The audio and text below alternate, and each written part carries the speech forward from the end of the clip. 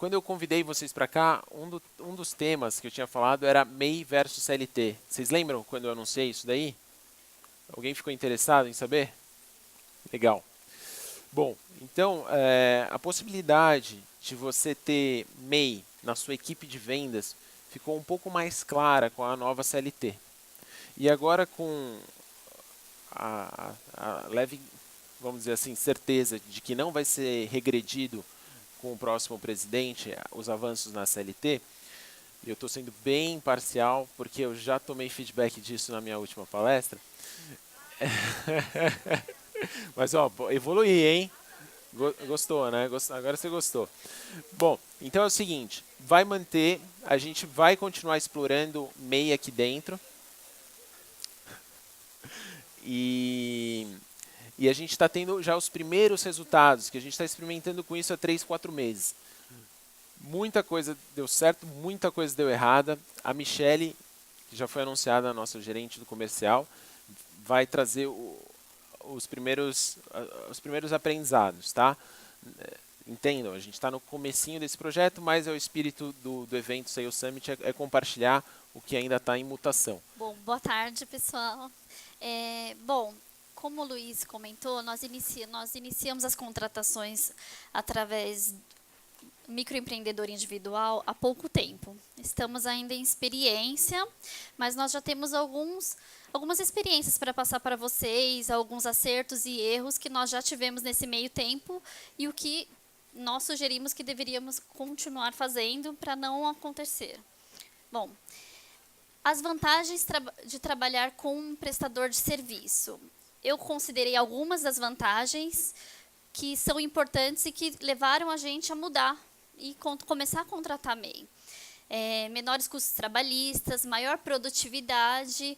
O MEI, ele não tem horário fixo, não tem dia fixo de trabalho, então ele vai se dedicar para ganhar mais. Ele ganha porcentagem sobre as vendas no nosso caso.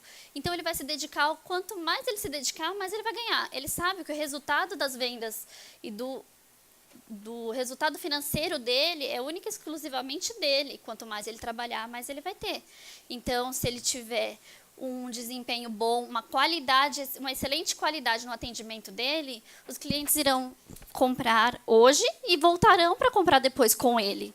Então, ele vai gerenciar uma carteira de clientes e vai ter a flexibilidade no horário dele para quando ele precisar fazer algum assunto pessoal, ele pode fazer, mas ele sabe que ele tem os compromissos dele com aqueles clientes específicos dele e com clientes que podem vir a ser, né? A burocracia, que nós sabemos que a CLT tem, então é bem menor a burocracia. Não tem burocracia, né? O microempreendedor. Passei isso. O que fazer para a contratação de um prestador de serviços MEI? Então, elaboração de contrato. Nós tomamos um cuidado de elaborar um contrato bem detalhado com o nosso advogado para que tenha todas as informações, que esteja bem claro o que nós esperamos dele e o que ele espera da Buenos Aires. Então, a clareza das informações, a troca de informações é muito importante. Ele tem que saber para que ele está aqui, o que nós esperamos do resultado dele, sem cobrar, porque a gente não pode ter subordinação.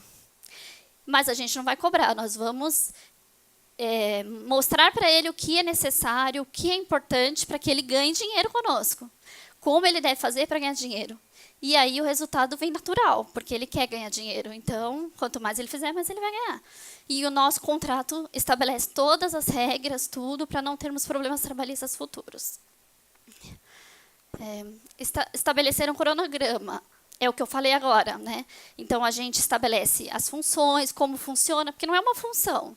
É uma função, mas o que nós esperamos dele? Então, é um cronograma, como eu já acabei de falar sobre isso também. Padrão de qualidade, que eu falei, nós temos o padrão de qualidade de Buenos Aires e tem que manter, independente de ser MEI ou CLT. A Buenos Aires tem um padrão de qualidade no atendimento, independente do funcionário, precisa manter esse padrão. Então, ele vai entrar e saber que ele tem que vender, que ele vai fazer o possível para vender dentro da qualidade que a Buenos Aires espera. Bom, então, a análise é importante por quê? Porque, como eu falei da qualidade dos serviços, Buenos Aires, então a gente tem que manter esse padrão.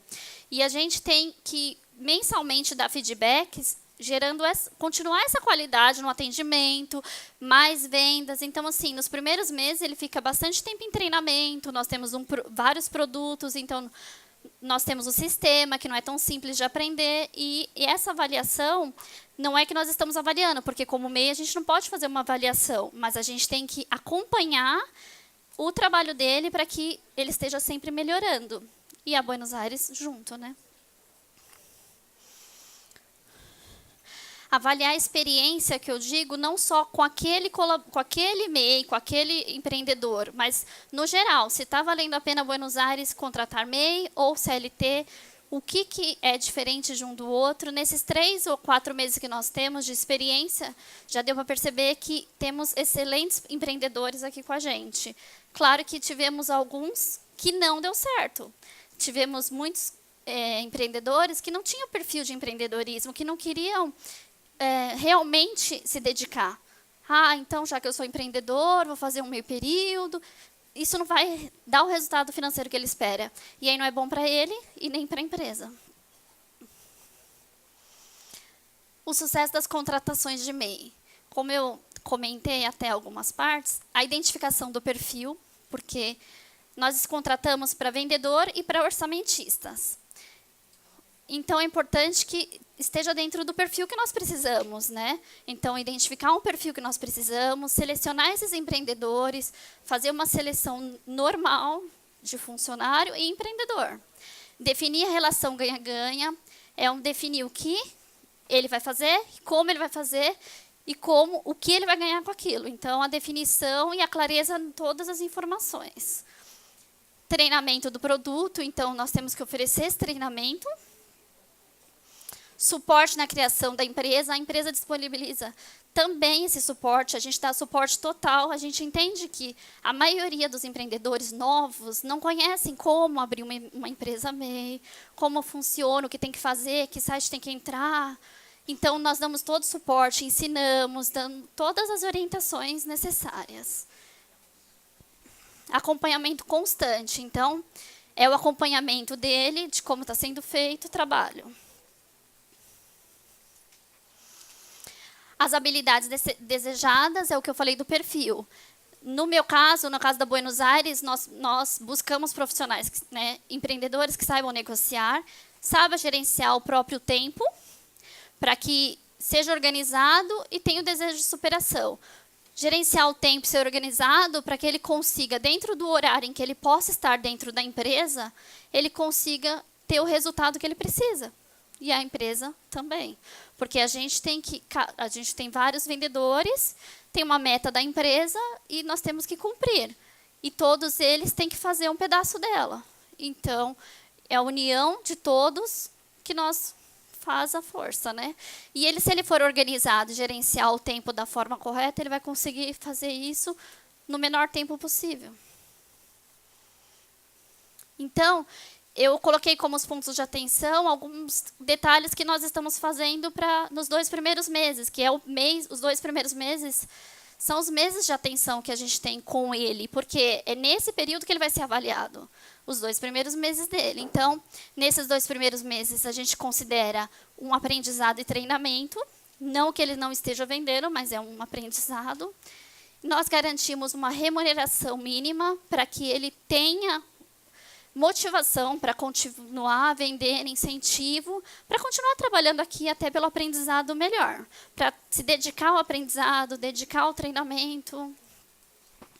A avaliação constante nesse período, é o que eu falei, sempre sendo avaliado, porque nesses 2 meses é onde eu vou falar, nossa parceria dá certo ou nossa parceria não dá certo. Nossa parceria não dá certo, a gente desliga, né, simplesmente, ou a gente continua na parceria e daqui para frente é comissionamento. Casos de sucesso. Bom, eu vou dar alguns exemplos de alguns profissionais que nós temos, empreendedores. Eu tenho 2 empreendedores, por exemplo, que eu vou citar, que no 2º mês já estava vendendo muito mais do que a minha remuneração garantida. Então, para ele, a remuneração garantida e para ela Não faz diferença, porque eles estão ganhando muito mais do que isso. Entraram no meio de um mês, no outro mês já estavam fazendo muito mais do que a remuneração garantida. E hoje, se você pergunta para eles, eles falam, eu falo, qual é a sua preferência, CLT ou ser microempreendedor? Eles falam, não, eu prefiro ser microempreendedor, eu quero continuar dessa forma. Para mim é mais vantagem, eu vou ganhar muito mais dinheiro dessa forma. Está muito mais vantajoso essa forma. Então, as pessoas estão tendo essa cultura aos poucos, né? Ainda está começando. As regras trabalhistas mudaram há pouco tempo. E as pessoas estão se acostumando. E isso é bom para as empresas, é bom para nós e é bom para eles, né? É isso. Alguma dúvida?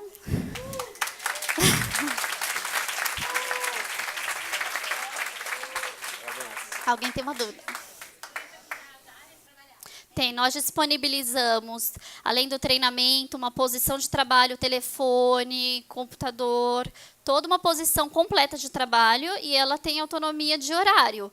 Mas, como eu falei, esses microempreendedores que estão dando certo, eles não têm horário de entrar, horário de saída.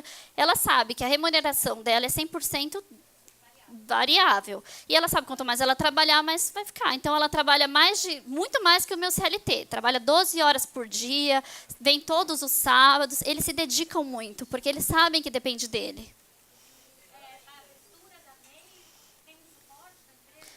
Sim, nós... Não, a gente ajuda eles a abertura da MEI, dá o suporte total, tudo, desde o início até a primeira nota fiscal, todos o suporte. É muito novo, então eles estão se adaptando ainda. Então tem muita gente que não entende, né? Então por isso a gente ajuda. Nesse momento nós só estamos contratando MEI, isso, para a empresa, isso. Por percentual, isso, uma porcentagem sobre as vendas. Aqui, vendedor 3%. Sim, porque como eles são novos, microempreendedores, então a nota fiscal dele é começo, né? Está começando. Então, sim. Esse ponto, ele não foi solicitado, tá? Houveram 3 pontos que o advogado foi muito insistente. Tá? Quais são esses 3 pontos? E qual é o terceiro? Subordinação. Não pode ter subordinação, não pode ter controle de horário, e tem um terceiro, que é assim, o pagamento tem que ser 100% proporcional ao resultado financeiro que eles geram. Então, eu não posso começar com subjetividade, começar com avaliações paralelas, tem que ser assim, pão, pão, queijo, queijo. Nós não podemos exigir exclusividade do prestador de serviço. Ele pode prestar serviço para outra empresa, sim. Mas é claro que a gente tem que ir conversando, alinhando as informações, e tudo é o que você combina com um prestador de serviço, né? Como você combina e o que você combina. Então, no caso dos nossos prestadores de serviços, não prestam serviço em outras empresas, só aqui. Mas a gente não pode exigir isso deles, entendeu? Não pode. Esse tema, ele é quente, né? É bem polêmico. Está esquentando. Mas só para também deixar aqui um pontinho, a gente acredita no empreendedorismo e a gente quer os melhores jovens trabalhando para a gente. Só que os salários que a gente pode oferecer, às vezes eles não são nem o que a pessoa quer, não só em termos financeiros, mas em termos de como são estruturados os salários, né? Eles também sabem o quanto fica com o INSS, o quanto fica com os impostos, o quanto eu pagar um bônus na folha come, né? Então, a demanda não veio só nossa como empresa. Vem também do funcionário. O funcionário jovem que quer se arriscar, que quer make it or break it, né? Ele também tem interesse em fechar um mês com 5 mil reais no bolso. E é possível. Se você fizer a conta, pensando naquele vendedor ciborgue que a gente desenhou nas últimas apresentações, que consegue trabalhar de forma escalada, que consegue interagir bem assertivamente, é possível ele chegar a esse tipo de remuneração, né? Agora, de fato, tem que tomar cuidado, tem que ter um corpo jurídico te assessorando, Porque é muito fácil também pôr os pés pelas mãos nessa situação. Mais alguma dúvida? O experimento inicial é em vendas e a gente está fazendo também um experimento em orçamentistas. Ele está começando o orçamentista nesse momento. Isso. Em orçamentistas a gente começou semana passada, porque a lógica é mais ou menos a mesma, né? Se converte o pedido que o orçamentista calculou, o mérito é dele. Então, com base nisso, a gente também está trazendo alguns orçamentistas MEI. E com representação, né? Representação frente ao médico. Depois a gente vê o nome exato para você. Tá? Essa parte mais burocrática eu não vou ter de cabeça agora, mas eu posso passar isso nos nossos grupos.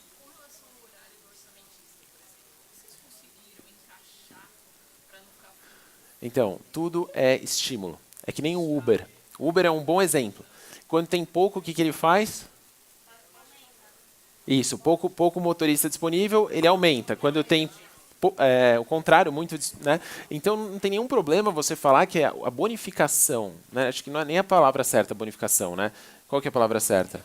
O comissionamento de segunda-feira de manhã é maior, o comissionamento de quarta-feira é intermediário, bonificação de sexta, de fim de semana, de domingo ao dobro.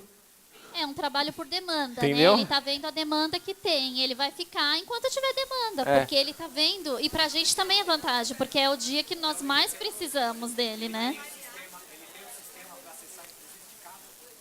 Sim, a pedido pago, Pedido pago. ela é inteiramente desenvolvida para você fazer qualquer função de um celular, de um desktop, de um tablet, da sua casa. Então a gente tem hoje pedidos sendo aprovados no banheiro. Um pouco questionável isso, mas sim. Às vezes eles acompanham o ranking diariamente, né? Na verdade... Isso. Não, assim, como é que funciona? A gente tem uma equipe... A gente... Sim, sim. Sim, sim. Ele pode fazer isso, sim. Na verdade, a pedido pago, ela abrange praticamente todas as funções do Fórmula Certa, a não ser algumas coisas que você precisa de uma gerência envolvida, quando precisa fazer muita mexida no pedido. Mas vamos pensar no fluxo normal, ela já atende 100% dos casos. Aumentar a quantidade de potes, dar descontos, incluir fórmulas e tudo mais. Então ele pode muito bem, da casa dele, óbvio, sintonizando com a gente, sendo MEI, falar, olha, se eu quiser trabalhar sábado, eu posso? Não, pode. Fique à vontade para isso. Domingo fique. A gente dá algumas coordenadas, porque você pode sim colocar, vamos dizer, como você quer que seja feito o trabalho. Isso você pode estabelecer numa relação de contratual, como eu quero que seja. E eu quero assim, no domingo não pode ter ligação telefônica. Eu posso fazer isso. Mas se o cara quiser disparar um SMS, um WhatsApp, alguma coisa, porque ele acha que está no gatilho certo de fazer isso, tudo bem. Né? No sábado, tudo bem. Pode fazer ligação telefônica? Pode, mas não pode passar das 6 da tarde. No domingo também tem que ter uns certos cuidados, que nós passamos todas essas orientações para eles. Então, claro que eles têm liberdade para trabalhar o horário em que eles querem, porém, eles têm que tomar cuidado com algumas regras estabelecidas, né?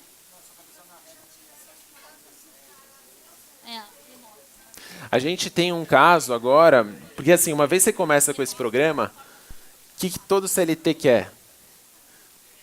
Quer virar MEI, se você faz bem feito o programa. Né? Assim, pelo menos aquele perfil de pessoa que você entende que quer fazer acontecer.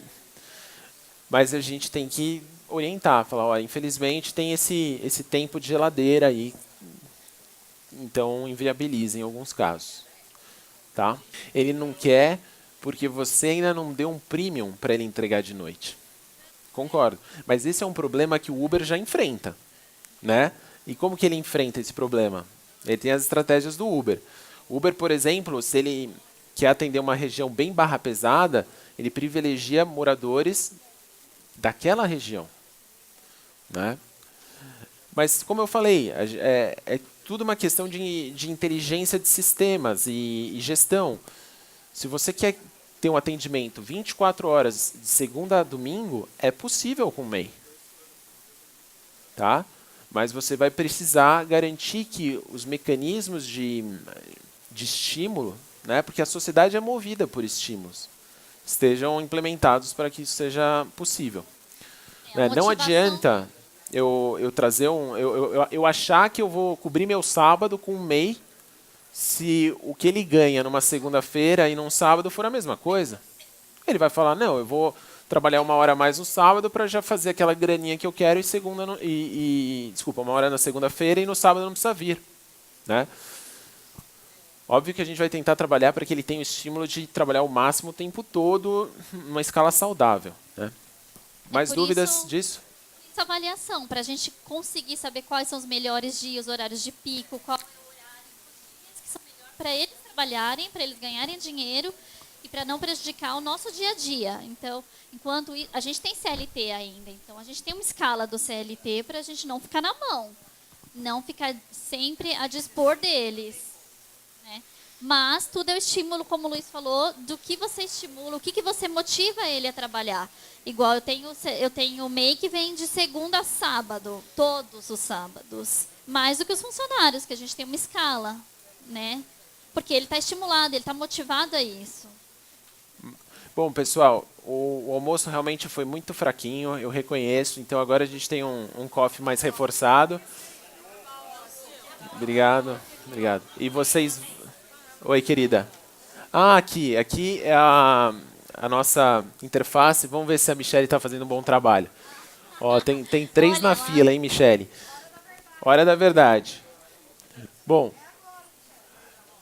ó, temos 62% de ligações atendidas, 153 de perdidas.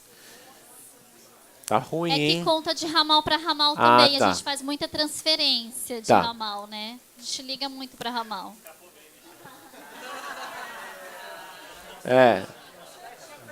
Bom, mas daí você tem o tempo médio de atendimento nosso, está em 3 minutos. Tempo de espera está 1 minuto. É muito tempo, 1 minuto, né? E as pessoas abandonam geralmente quando esse tempo passa de 1 minuto e 51. Então, vamos lá. Tem uma pessoa com 1 minuto, uma com 25 segundos, 22 segundos. O que acontece? Todo mundo que abandona essa fila entra numa fila de repescagem e a gente liga. Tá? Em verde estão os ramais que estão disponíveis. Em vermelho são as pessoas que estão atendendo. Os numerinhos aqui eles indicam quantas ativas e passivas. Como que é? Ativas e receptivas. Ativas e receptivas, né? Então, por exemplo, hoje, essa semana teve uma discussão interessante que uma gestora do call center chegou para mim e falou, olha, Luiz, a gente precisa de mais vendedores, porque a gente não está dando conta do volume. Muito bem, deixa eu pegar o relatório semanal e vamos ver a performance de cada um dos seus colaboradores. E a gente identificou que tinha 2 pessoas que faziam 1/3 da quantidade de ligações que as outras. Então a ação não foi fazer a contratação adicional, e sim fazer no começo uma chamada e futuramente uma substituição. Né? Então é importante ter números.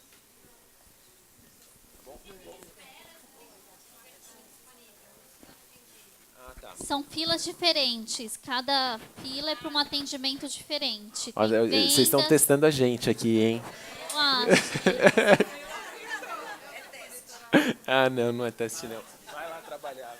Eu acho que eu vou ter que descer. Obrigado, parabéns. Obrigada, gente.